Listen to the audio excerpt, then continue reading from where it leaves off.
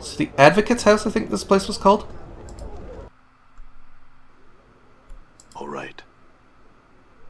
I wonder if that's kind of like a lawyer. Because then we might be able to get something for Trist, but... And then, I think the Nameless One is starting to get a bit hopeless. I think he's just going to assume that the document was destroyed, and that's it. Nothing can be done. This man is dressed in soft blue robes covered with intricate designs. Despite their opulence, however, the robes look wrinkled and worn. You place the man's age somewhere between middle age and early 60s. The worry lines make an exact determination difficult. As you enter, the man turns slowly toward you, and as he does, you are suddenly struck with the terrible sense that you know this man, or did at one time. Greetings? The man squints, as if trying to place you. Yes, is there something I can help you with? Updated my journal. I am Iannis. He studies you in France. Were you looking for me? I don't know, what is this place? I'm an advocate. These are my offices. Do you seek counsel? If not, perhaps you'd best test your curiosity somewhere else. Updated my journal. He's saying he's a lawyer, a counselor, one of those Burks who rattle their bone boxes at courts. Yeah, okay, so that's more to telling us he is in fact a lawyer. His friend deepens. An advocate provides counsel, helps others navigate the labyrinth of Sigel's legal system, arranges legacies for citizens to ensure their property is divided, blah blah blah blah blah. Did you need help in any of these legacies? There are contracts that are deliverable at the death of the client. They provide specifics on how a person's possessions are to be divided upon the event of their demise. I've also heard them called wills. Okay. Well, let's see if there's anything else that we can ask about that looks interesting, but I think we're done. Some questions. Have we met before? He studies you for a moment, frowning in thought. The wrinkles on his face become more pronounced as he does so, and you are again struck by the toll that age seems to have placed on him. No, yet you seem familiar. Yet? He continues to study your features, then shakes his head.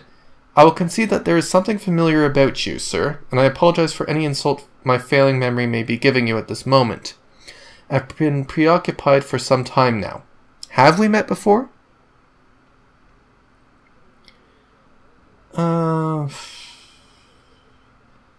I think so. I can't really remember myself. Fascinating for us both, it would seem. What are you preoccupied with? Can we ask that? You must excuse me. As of late, I've been beset by troubles. I'm afraid it has been a rather trying time these past few years. Anything I can help with? No, there's little that can be done. Nevertheless, I appreciate the offer. Thank you. Perhaps talking about your troubles will help ease your mind? He sighs. I do not wish to burden you. I lost my daughter not long ago. There was also the fire, but that is another matter. Well, we'll lend an ear. Maybe we'll remember something. He seems to collapse into himself. Yes, his business-like facade drains from his face to be replaced with cold despair. My daughter, Dayanara... What? My daughter, Dayanara, passed away some time ago. That's the name of the woman we met in, what's that place called? The mortuary. Okay, we're not going to say that we saw her in the mortuary. We're not going to say that we knew her either, because I think... yeah, we know she was a traveler with us, and if we are somehow responsible for what happened to her, I don't think we want to reveal that to Mr. Lawyer Guy. How did she die? I do not know. Her body was never recovered. His face turns blood red and his hands clench into fists. And that is perhaps the most maddening part of this misery. I will never know what possessed her to run off like that. What happened to her, nor where her body lies now. This man? Okay, we're not going to say that. You say she was a sensate? Or, forgive me for asking, but how do you know she's dead if you never saw the body? Actually, that's a very perceptive question. We're going to ask that. Because, how do we know she's not just missing? Is most curious. I went to the dustman to see if they had found her body, and they directed me to one of their faction outside Dustman Monument. A dustman named Death of Names, I believe. He is said to be an oracle of sorts. Concerning those who have died, he told me my daughter had died. Do you know where she went on this journey? She never said. I'm not certain she was capable of saying where they had gone. It must have been a terrible place. I don't know that he mentioned that she was a sensate, but we'll say that. Did you say she was a sensate? Yes. He becomes slightly more animated, as if warming himself on a precious memory. She had joined them because of her gift, and the fact that there was so much about the multiverse that she wanted to experience. The sensates lend themselves readily to sharing experiences and sensations. Updated my journal. My daughter had the blood of an oracle running in her veins, but it was an unreliable talent. At times she could predict events before they took place. She had sight. She could see through time itself, sift through the threads of fate. Alright.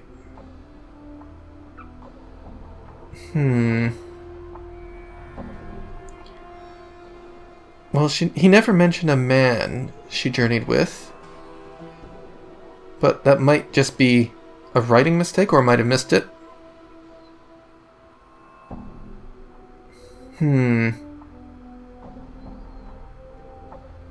think we're going to leave that alone. Because that seems risky. 'Cause he hasn't told us anything. And we don't want to reveal that we know more than he does. Tell me about this fire. There's nothing to say about the matter. It was a strange, localized fire. I cannot imagine what it would have been. What would have been precious in the documents that were burned, but someone must have wanted them destroyed. Can tell me what was burned? A number of old legacies were burned, and some mementos and other keepsakes of value only to me.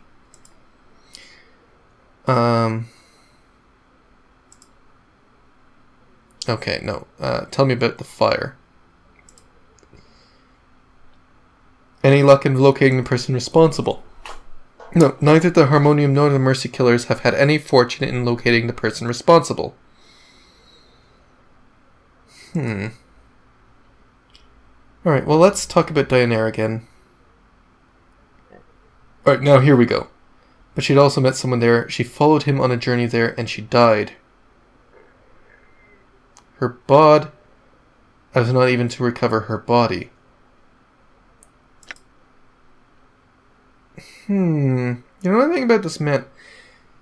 Like, the way he said the body suggests that there might be something more here. Alright, so he says, about the man who she journeyed with, little I barely knew of his existence until she had departed. By then it was too late to have known him.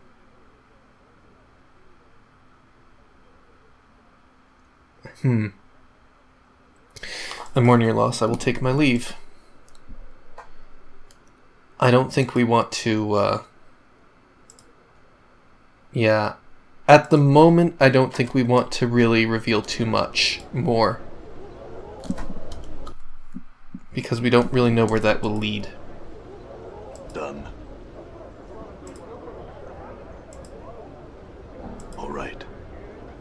And we're not supposed to let anyone know who or what we are exactly. Excuse me. What's this?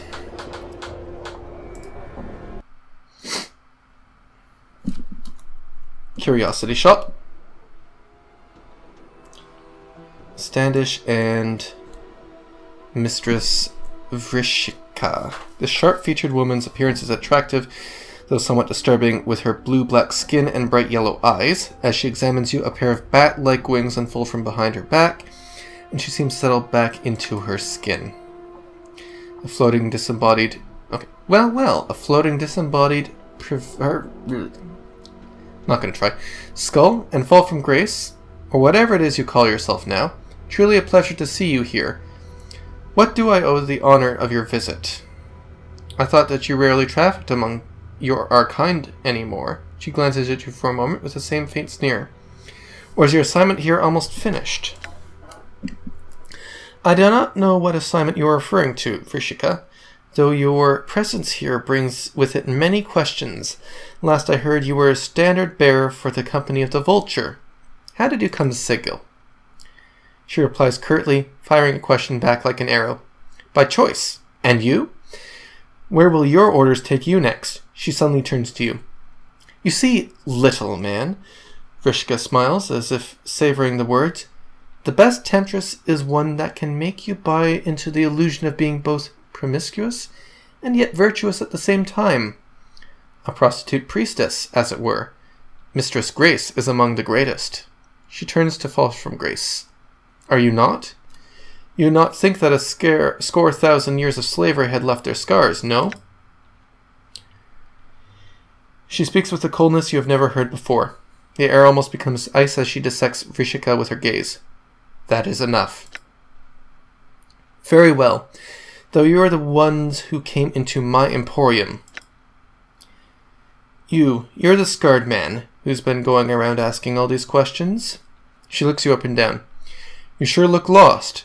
Did you want to come in, really? Or are you just casing the place because you have nothing better to do? Because I can help you. How can you help me? I travel and trade extensively. I hear a great deal. I purchase a great deal. And I own a great deal. Perhaps I can make you a great deal. Is there anything that you desire? Only answers to questions. I only entertain questions about the merchandise. I'm not going to be drawn into one of your famous 20 questions about anything around Spire. Oh, she's the one we were supposed to sell people to.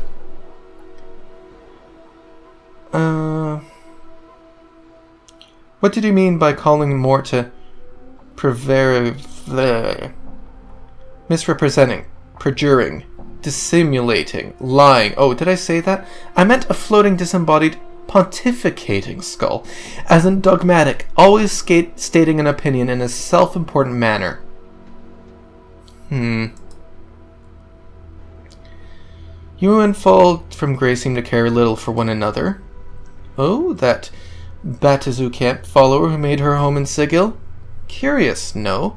But then, what a better place to train her agents than that little brothel of hers. Her agents? Yes, there are eyes and ears in the city of Sigil and across the plains. What they do is not see or hear, What they do not see or hear may coerce from another man. Oh, okay, I'm not going to try to read that sentence again. And who could think that humans capable of such deception and trickery? Oh, Grace is indeed a clever one. Not as clever as her mother, perhaps, but clever nonetheless.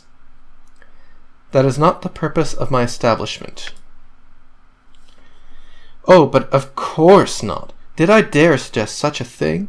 But perhaps you should let the man judge for himself. Do you not wonder, little man, does a method of reason and curiosity ever enter your mind as to this matter? Does not the arrangement at the brothel seem strange to you? She goes on before you can answer. Occam's razor can leave a scar, but it can remove the cancer so often caused by the poison of liars and imaginers. And now here she is, traveling with you. Most curious. Why would someone, a proprietress of such an establishment, leave it for any reason? And for a man she barely knows. Questions. The answers may be painful indeed. He is well aware of why I agreed to travel with him, Vrishika, when he asked me to do so. Oh, I'm certain he did ask. What man could resist?